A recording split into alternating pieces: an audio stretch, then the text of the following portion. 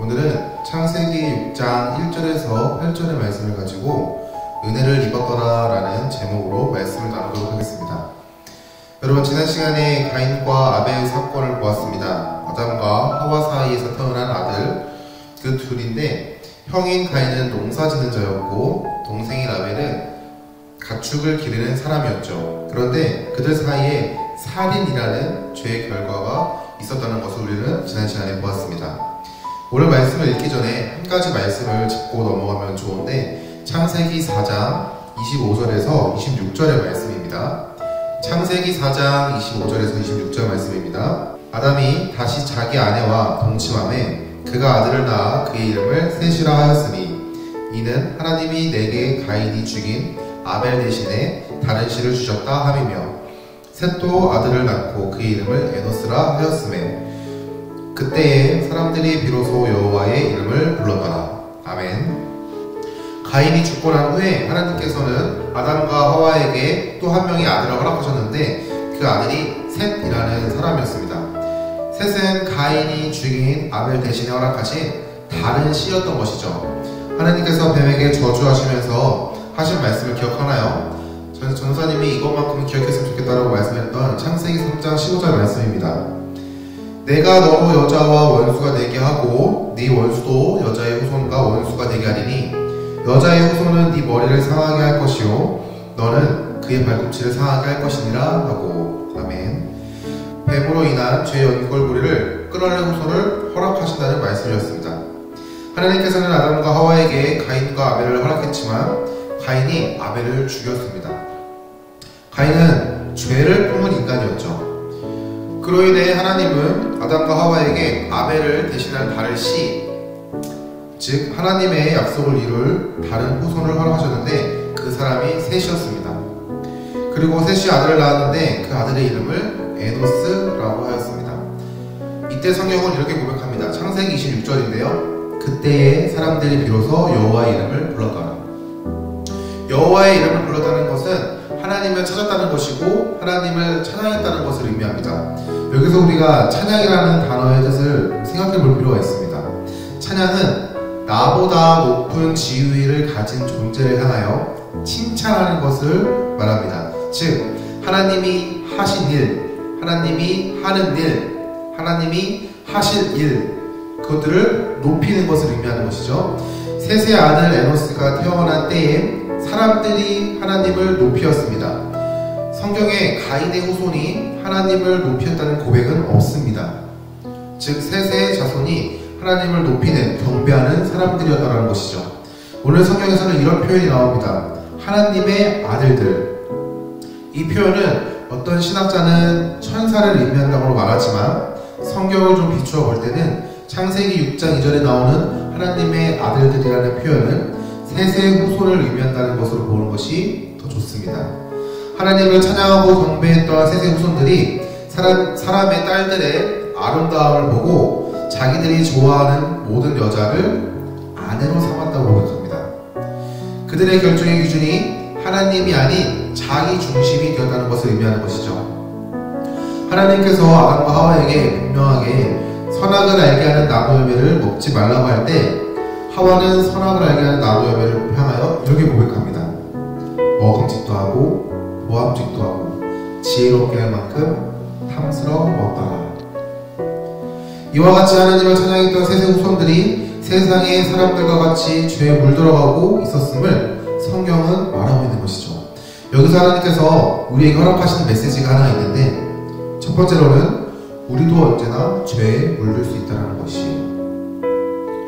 아담과 하와에게 허락한 아벨을 대신할 다른 씨, 셋, 그리고 그 후손은 하나님의 이름을 불렀던 존재였습니다. 그런데 오늘 말씀해 보니까 그 후손이 사람의 딸들, 세상의 가치와 기준을 따라 살아가는 모습으로 변했음을 우리에게 분명하게 말하고 있는 것이죠. 여러분, 죄는 우리를 계속해서 유혹할 것입니다. 죄는 우리의 힘으로 이길 수 없는 것들이에요. 그것을 우리의 힘과 능력으로 이룰 수 있다고 고백할 수 있는 사람은 아무도 없습니다. 여러분, 바늘 도둑이 소도둑 된다라는 그런 말 알아요? 처음에는 바늘을 훔쳤어요. 그런데 남의 것을 훔치는 것에 재미를 알고 그것을 계속하다 보니까 어느 순간에 소를 훔치는 도둑이 되었다는 것이죠. 이럴 때 죄는 처음에는 작은 것부터 시작하지만 나중에는 돌이킬 수 없을 만큼 나의 삶을 망가뜨리고 가치관을 흐리고 옳고 그름을 판단하지 못하게 할 만큼 나를 무너지게 합니다. 가장 대표적인 예가 중독인 것이죠. 여러분, 죄 앞에서 우리가 할 수 있는 가장 현명한 방법은 도망치는 것입니다. 여러분, 죄를 마주했을 때 도망치십시오. 도망치는 것은 부끄러운 행동이 아닙니다. 죄 앞에서 도망치는 것은 패배가 아닙니다. 그것은 진정한 승리이며 그것이 우리가 할 수 있는 유일한 방법이에요. 여러분, 요셉의 이야기를 혹시 기억하나요? 요셉의 이야기. 형들이 요셉을 시기하고 질투하여 요셉을 애굽이라는 나라에 팔았습니다.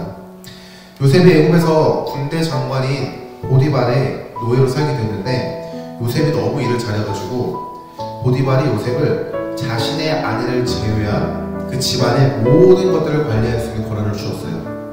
그런데 보디발의 아내가 요셉을 유혹합니다. 요셉이 너무 잘생겼나봐요.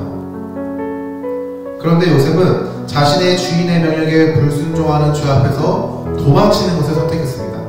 그 선택의 결과는 억울하게 누명을 쓰고 감옥에 가는 것이었지만 전체적인 하나님의 큰 그림을 본다면 하나님께 쓰임받을 수 있는 옳은 행동이었다는 것이죠.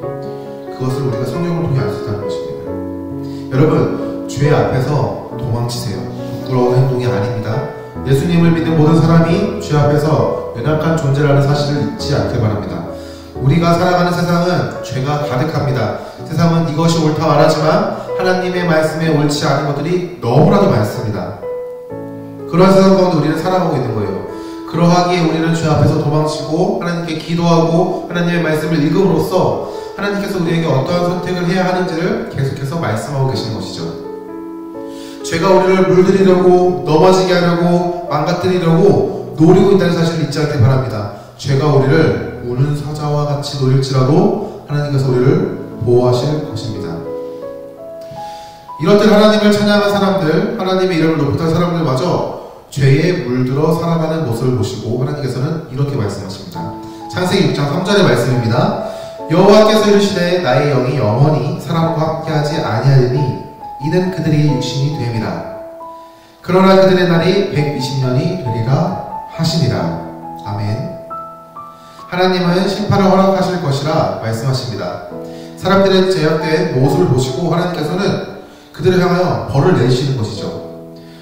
그러한 심판을 말씀하시고 나서 창세기 6장 4절에 또 이렇게 고백하는 것이죠. 성경에 용사라는 단어가 나오는데 그 용사가 어떤 존재인지를 창세기 6장 4절에서 이렇게 말하고 있습니다.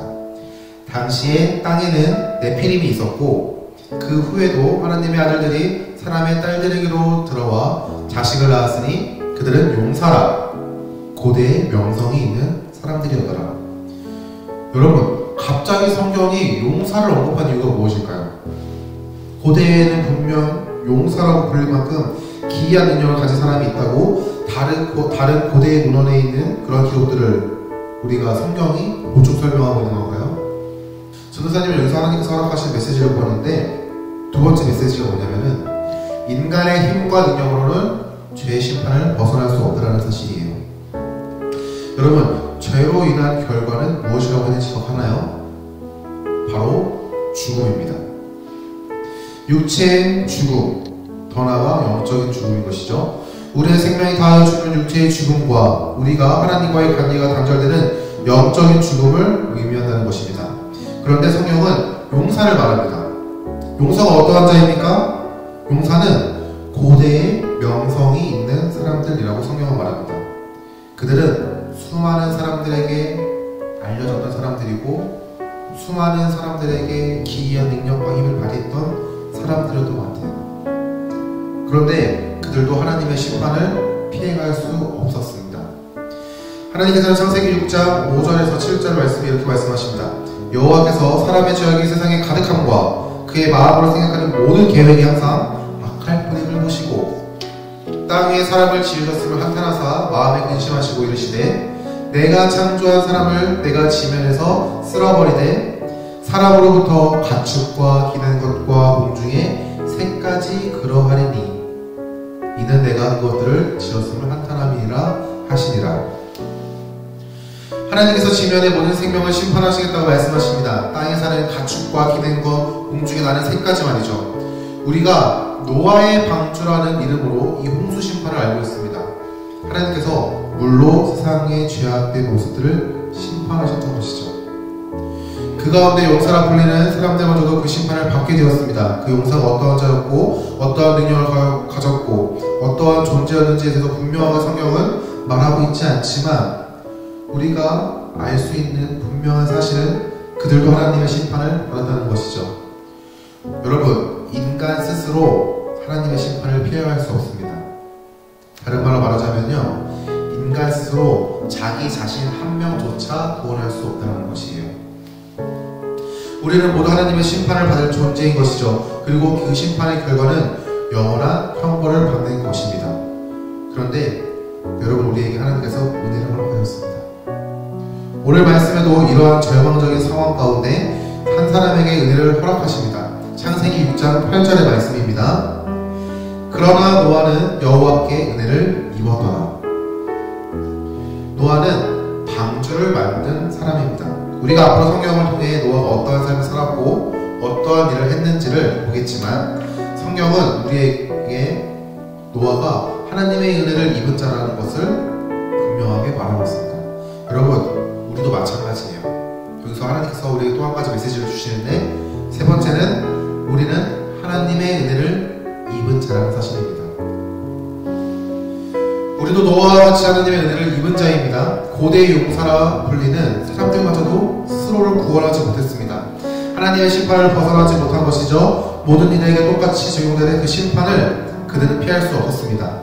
그런데 한 사람은 그 심판 가운데서 구원을 받았는데 그가 누구입니까?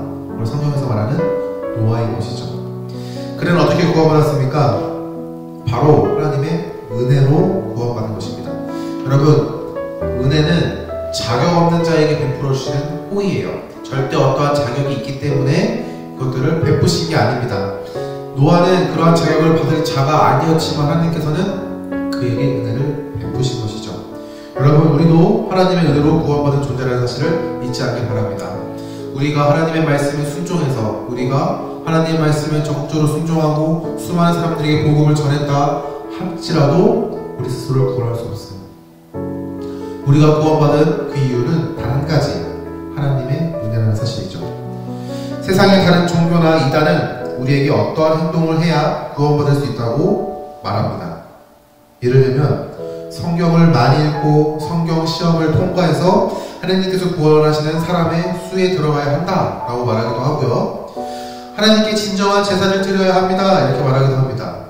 또 나아가서는 하나님께서 특별히 구원하시겠다고 예비하신 장소 또는 교회에 가야 합니다 라고 그렇게 여러분들을 속이죠. 또 어떤 곳은 하나님께 우리의 재물을 모두 드리고 이 교회로 들어오셔야 합니다 라고 속임수를 말하고 있어요. 그러나 분명한 것은 우리는 어떠한 행위로도 구원을 받는 것이 아닙니다. 우리가 구원을 받는 것은 오직 하나님의 은혜로 된 것이죠. 세상의 헛된 소리에 흔들리지 않길 바랍니다. 여러분들은 앞으로 세상에 살아갈 때 여러분들을 넘어뜨리려고 하는 이단과 사이비 같은 그런 종교들의 말에 속아 넘어가지 말아주세요. 여러분들에게 너희가 어떻게 구원을 받았냐라고 말했을 때 나는 자격이 없으나 하나님께서 나를 은혜로 구원해 주셨어 라고 당당하게 선포할 수 있어야 됩니다. 그들의 말 가운데, 그들이 선포하는 주장 가운데, 그들이 여러분들을 속이려고 열심히 말하는 그 속임수 가운데 여러분들은 그것은 틀렸어 이렇게 말할 줄 알아야 되는 것이에요. 용사라 불리던 자도 스스로를 구원하지 못했습니다. 그러나 노아는 하나님의 은혜로 구원을 받게 됩니다. 우리도 은혜로 구원을 받았습니다. 예수님을 믿는 믿음이 하나님께서 허락하신 은혜를 받는 통로인 것이죠. 여러분, 하나님께서 세상을 향하여 심판을 계획하셨습니다. 그것은 단순히 노아의 때에만 있는 사건이 아닌 것이죠. 예수님께서 다시 오실 그날 하나님의 심판이 시작될 것이라고 성경은 말합니다. 우리에게도 심판이 주어진다는 것이죠. 그러한 때에 우리는 하나님의 은혜를 입은 자로서 하나님 나라를 소망하며 하나님의 말씀대로 살아야 할 줄 믿습니다. 그리고 이러한 은혜를 전하는 자가 되어야 하는 것이죠. 우리가 살아가는 세상은 우리를 무너지게 하고 넘어지게 하는 죄가 가득한 세상입니다. 그러나 우리의 삶의 모습이 하나님의 은혜를 고백하고 증거하는 삶이 되기를 소망합니다. 죄의 심판 앞에서 어찌할 수 없는 연약한 우리를 구원하신 하나님의 은혜에 감사하며 하루를 살아가는 더시티 사랑의 교회 청소년부가 되기를 간절히 소망합니다. 기도하겠습니다.